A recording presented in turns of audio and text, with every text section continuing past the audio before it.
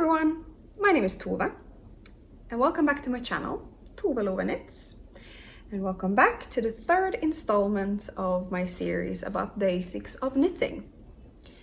We talked about casting on and we discussed knitting and purling, both in English and continental style.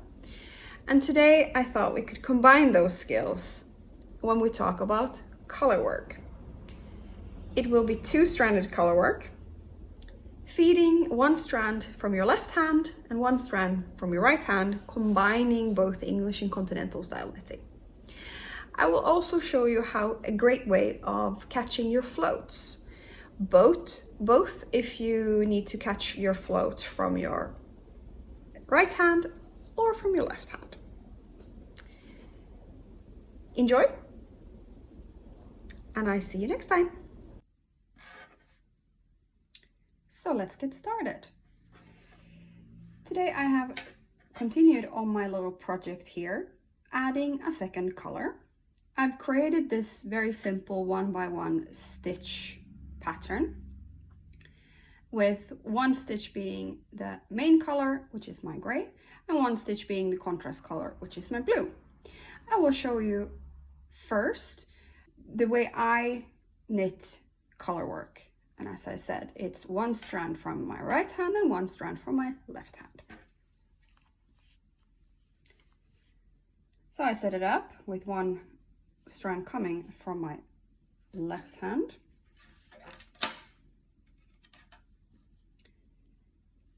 And a knit stitch. Second stitch is a blue stitch, so now I throw my color. And continental and English. Continental and English. If you're not confident yet with knitting both styles, go back to my second tutorial and practice a little bit more with just one color. After that, then revisit this video. It is not difficult. It might be a little bit cumbersome when you now need to start working with both hands at the same time. And definitely keeping tension with both hands at the same time. And that is really the most difficult thing. What you will gain instead is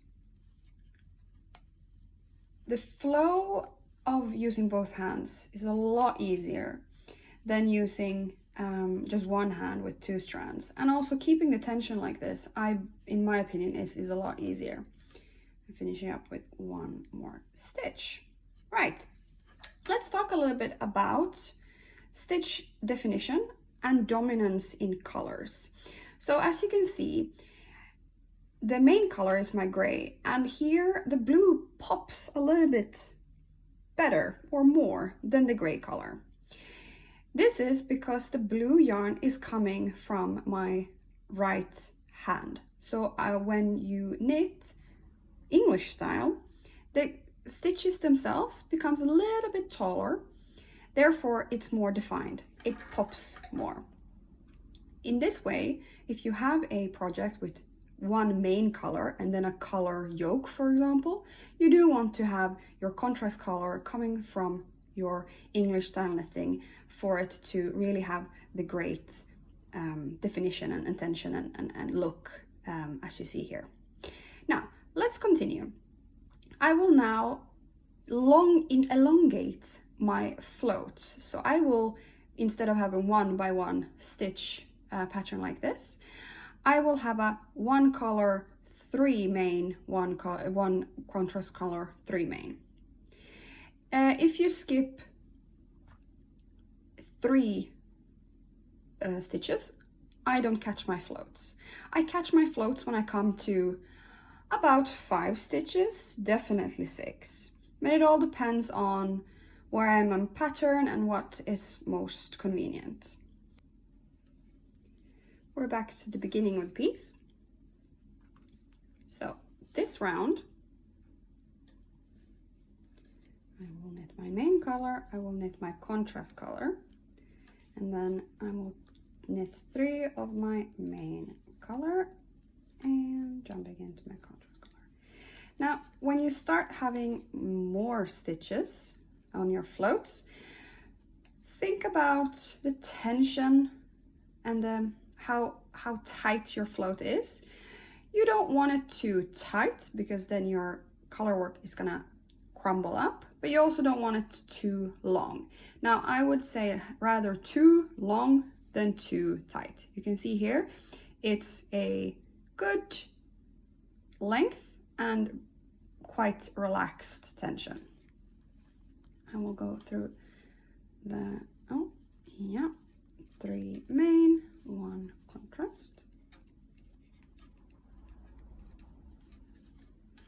You can see how it flows. It doesn't really matter how many mains, how many contrasts, or how many English or how many continental knitting. You can just follow along with the pattern accordingly. All right. Now we have a second pattern with 3 main colors and 1 contrast. Let's now see how it looks like if you skip yet another contrast color and have a long float. Then you start having to catch it. I'll be back. Back to the beginning.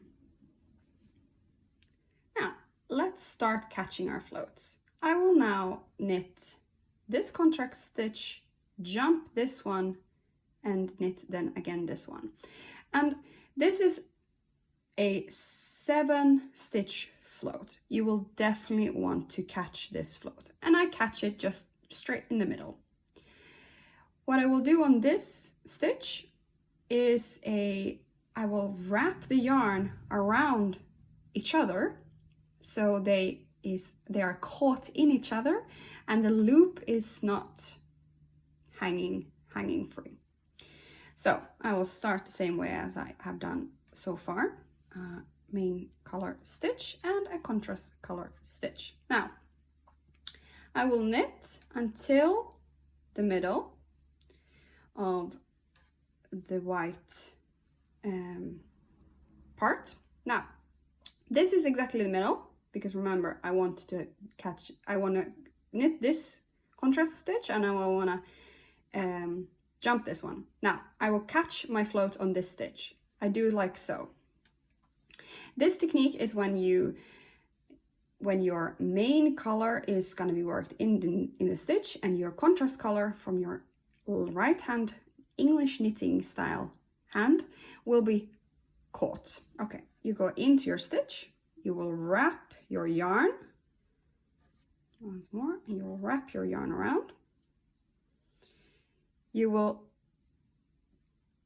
collect your main yarn, and before you pull through your loop, you will unwrap your contrast color and then you will pull through and release. All right, I will do 2 stitches and then we will look at the float. There you go. You now see that the contrast yarn is wrapped around and caught by that main color and the float is only 3 stitches long. Let's do that again. First we knit our actual stitch.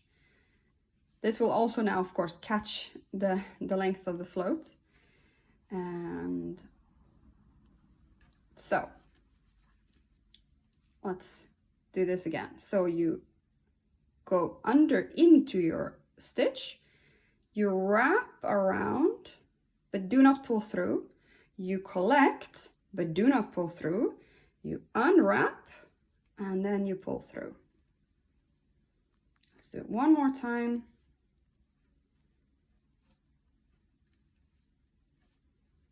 Normal stitch.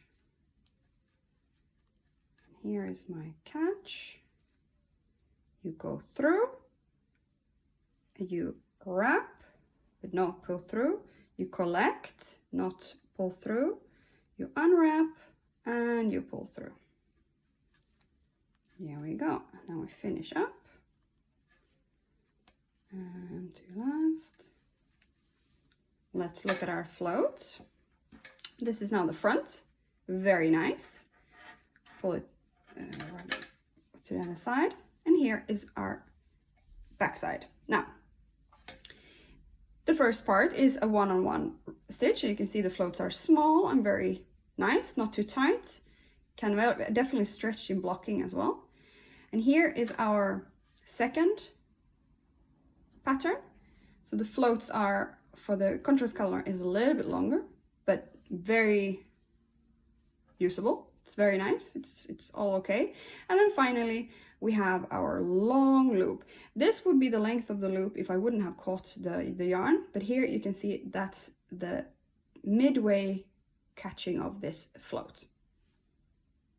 Nice. Now, this was when your contrast color from your right hand side needed to be caught. What about if your main color needs to be caught? Let's knit the wrong side and I'll come back when I'm ready for the next round. Last round. This time I have flipped my colors around to show how to catch the float from your right hand, left hand. My gray yarn, my main color is now coming from my right hand. So I will start my stitch by throwing. Now, blue. And now it will be dominantly from the English style knitting until you get to this stitch, which I want to catch my float on because it's halfway through from both my blue stitches. So catching the blue stitch now from my left hand, you take your stitch, you bring your stitch in, you go underneath your yarn, you throw, and you release the left hand yarn, and you pull through and you release. Let's do that again.